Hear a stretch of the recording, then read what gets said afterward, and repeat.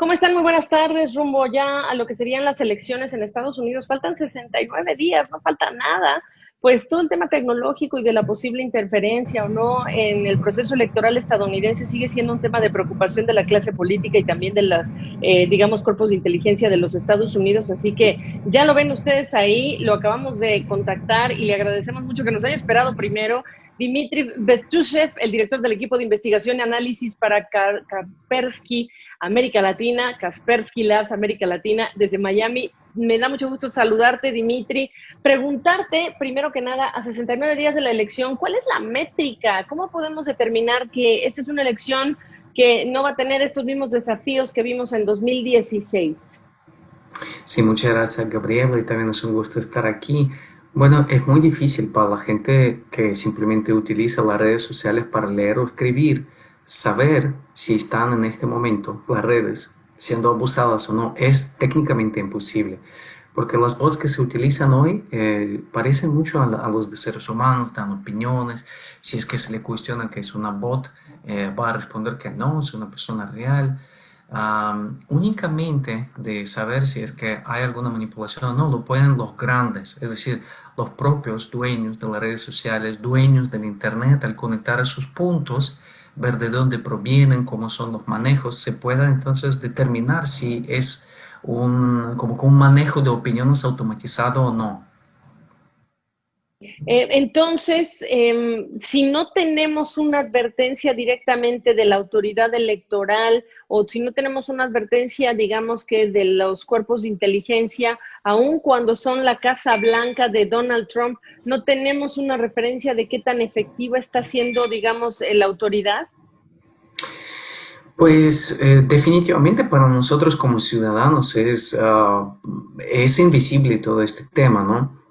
Incluso muchas veces es todo un reto para las casas de las redes sociales, es decir, quién hizo esta red. Hay que utilizar algoritmos de inteligencia artificial para poder relacionar tiempos de posteo, el contenido, qué usuario con qué tipos de palabras. Ni siquiera ellos, así a simple vista, como un administrador del contenido, pueden entender si es algo real, es una persona que lo está haciendo o es algo simplemente orquestado y que está siendo utilizado de una forma mecánica, ¿no? ¿Hay manera entonces de determinar si Estados Unidos está avanzando versus otros países del mundo en relación con los filtros para detener, desincentivar, incluso procesar judicialmente a quienes están intentando? Sí, definitivamente es porque se comprobó, Facebook había publicado sus reportes, Twitter también se habían desarticulado varias redes de cuentas operando en esas redes sociales. Es decir, el problema está identificado, es un problema real que antes lo veíamos solamente en el ámbito de crimen cibernético, cuando se trataba del contenido malicioso. Hoy vemos que lo pueden utilizar también para los intereses, por supuesto, políticos, demográficos y así por el estilo. Claro, las redes, los dueños de las redes sociales, las compañías, no están interesadas en tener cuentas zombie, cuentas que van a ser manipuladas, porque nunca sabes en qué puede terminar esto. Pueden ser utilizadas para instigar a alguien, a una catástrofe puede eso llevar. Por eso ellos sí que están luchando. Pero la lucha es difícil, especialmente cuando no se trata de las cuentas creadas automáticamente, sino cuentas reales de personas reales, pero que fueron comprometidas y luego incluidas dentro de ese como aglomerado de las cuentas que se puede manipular. Oye, pero además estamos hablando en esta elección por el COVID-19 en que vamos a descansar o depender, aunque al presidente Trump no le guste, de lo que sería el correo postal. No obstante, esto es para la votación, para la boleta, pero viene la tabulación y viene todo el tema de los sistemas informáticos. Yo te cuento, las solicitudes de subsidio por desempleo han sido tantas en esta pandemia que nos hemos enterado el tipo de sistema operativo que todavía utiliza el Departamento del Trabajo de los Estados Unidos, que ahora se me olvida el nombre, pero es un sistema que fue muy famoso en los 70s, 80s. Quiero que me digas cómo estás evaluando tú el sistema informático que utiliza la autoridad electoral para procesar lo que vaya a llegar por correo o lo que vaya a ser el sufragio directo de la gente.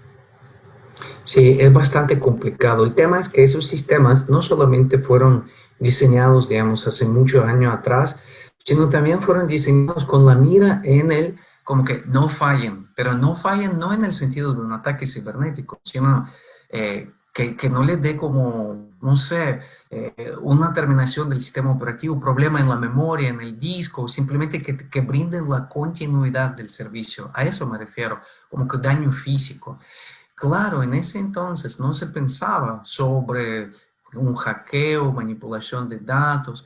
Y entonces hoy, ¿qué es lo que vivimos? Si un atacante de forma local o internacional o semi-local, es decir, como que está en el mismo país o directamente ahí, manipula estos datos de una forma remota, semi-remota, esto por supuesto que afecta el conteo, los resultados, la percepción y todo esto, ¿no? Y no hay sistemas informáticos de por sí seguros, lo sabemos. Así que lastimosamente cada vez que estamos del lado de algún sistema conectado peor al Internet o a una red, tenemos que asumir estos riesgos.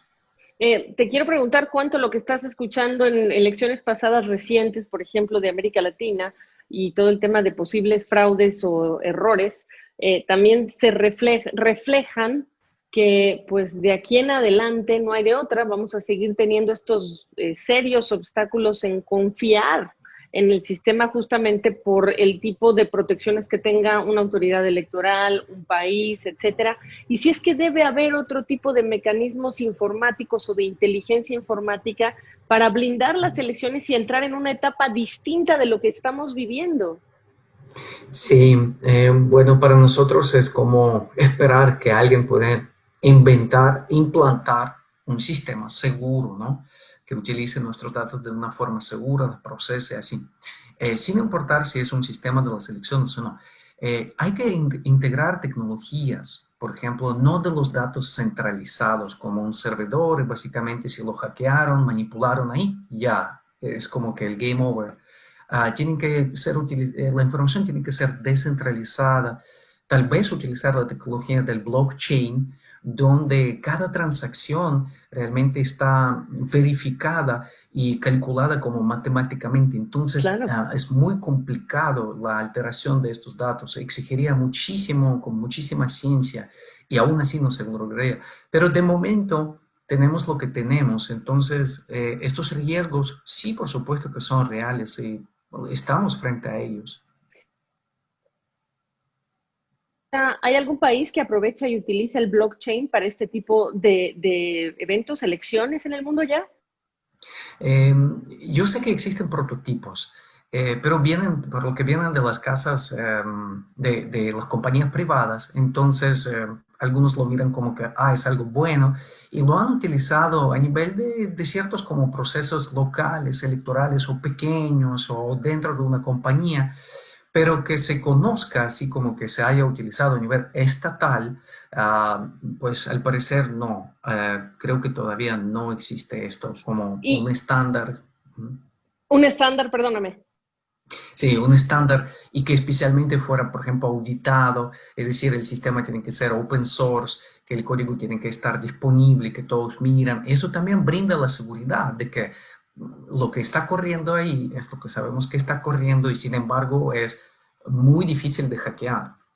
Oye, pues ya me hiciste pensar, ¿se puede soñar tecnología de reconocimiento facial, lectores de iris como parte de un sistema supermoderno para procesar el voto de los ciudadanos? ¿Es posible o es carísimo todavía? No, sí es posible y definitivamente para mí es una realidad muy cercana. O sea, no es algo como de una inversión imposible. Muchos de nuestros equipos hoy en día ya incluyen también esos lectores, ¿no? Faciales también de la huella táctil. O sea, ya son datos que se manejan. Y claro, el blockchain también se está utilizando. Por ejemplo, las transacciones de criptodivisa ya lo tenemos. Entonces, es de poner tecnología juntos dentro de un marco de ley, por supuesto, con el código posible para auditar. Son cosas que definitivamente brindarían escalabilidad, flexibilidad y seguridad de la información. Nos dejas con el sueño de que esto pueda ocurrir algún día. ¿Qué te preocupa más de lo que puede ocurrir el próximo 3 de noviembre? No sé, ciberataques, ¿no? Ciberataques siempre tienen algún objetivo.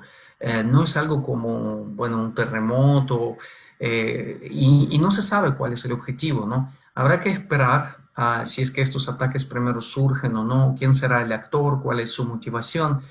Bueno, espero que simplemente las personas siempre puedan encontrarse bien, porque al final la vida humana es lo que cuesta todo, mientras que todo lo demás es secundario, ¿no?